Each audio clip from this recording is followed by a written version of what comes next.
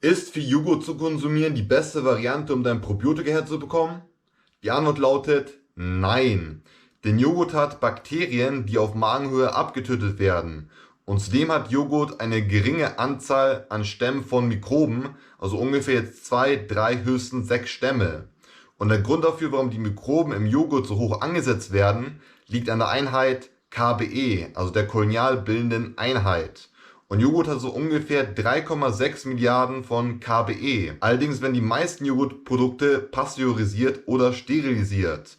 Was bedeutet, dass quasi das Joghurt so erhitzt wird, dass die Bakterien dort abgetötet werden. Das bedeutet, du nimmst dann quasi tote Bakterien zu dir auf. Nein, doch. Des Weiteren hat dann auch Joghurt viel Laktose und sehr viele Menschen haben eine Laktoseunverträglichkeit oder eine Unverträglichkeit gegen das Casein, also das Protein der Milch. Des Weiteren hat dann auch Joghurt viel hinzugefügten Zucker, was eher suboptimal für unseren Körper ist. Denn unser Körper erkennt Zucker als Gift und will Zucker eigentlich mehr oder weniger in Zaum halten. Und wenn du wissen möchtest, was passiert, wenn du 2 Wochen lang keinen Zucker zu dir aufnimmst, dann kannst du auf jeden Fall das letzte Video von mir angucken, worüber ich noch mehr ins Detail gegangen bin, das ich hier oben irgendwo in der Infokarte verlinkt habe. Nice. Natürlich gibt es noch bessere Joghurtsorten als andere. Beispielsweise gute Joghurtsorten wären bulgarischer Joghurt oder griechischer Joghurt. Dabei muss man aber aufpassen, dass die jetzt nicht noch extra hinzugefügten Zucker haben und dass die vor allem fettreich sind. Okay. Aber jetzt zum Abschluss würde ich sagen, dass jetzt Joghurt nicht die beste Quelle an Probiotika ist, die dein Körper auch unbedingt braucht. What? Bro, what are you talking about, man? Kefir hingegen ist ganz anders als der Joghurt, denn Kefir wird aus Kefirkernen hergestellt, die unterschiedliche Stämme von Mikroorganismen haben, die natürliche Hefe enthalten. Und natürliche Hefe enthält vor allem B-Vitamine. Und im Türkischen bedeutet Kefir, fühle dich besser nach einer Mahlzeit. Also die Menschen lieben es, Probiotika zu konsumieren, weil sich ihr Magen danach besser fühlt. Genauso fühlt sich dann auch ihr Kopf bzw. ihr Gehirn besser, wenn alles im Magen glatt läuft. Kefir hat beispielsweise auch 9-mal so viel an KBE. Also im Vergleich zum Joghurt hat Kefir 27 Milliarden an KBE und der Joghurt hat nur 3,6 Milliarden an KBE.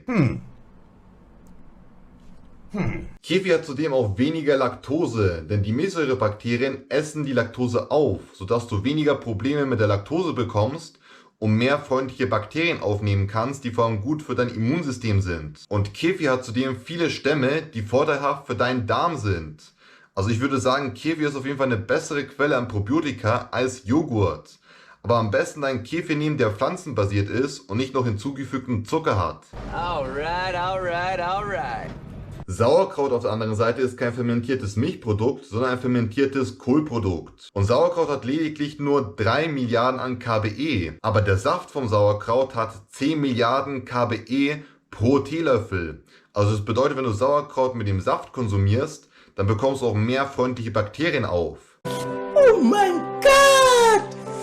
Wow! Sauerkraut hat auch Probiotika, die Ballaststoffe enthalten, die deine Mikroben, also deine freundliche Bakterien füttern, was vor allem hilfreich für die Regulation deines Blutzuckerspiegels ist. Zudem hat auch Sauerkraut viel an Vitamin C und Vitamin C ist zum Beispiel gut für dein Immunsystem und auch gut für die Kollagenbildung. Dann hat auf jeden Fall auch Sauerkraut Vitamin K1 und K2 und vor allem Vitamin K2 sorgt dafür, dass dein Kalzium besser von deinem Weichgewebe in deine Knochen und deine Zähne transportiert wird. Des Weiteren hat auch Sauerkraut viel Kalium und Zeaxanthin und Lutein, die vor allem sehr gut für deine Augen sind. Und zu guter Letzt hat auch Sauerkraut Vitamin U und Vitamin U ist sehr gut für deine Verdauung. Und hol dir am besten noch ein Sauerkraut, das nicht pasteurisiert ist, sondern noch freundliche Bakterien hat.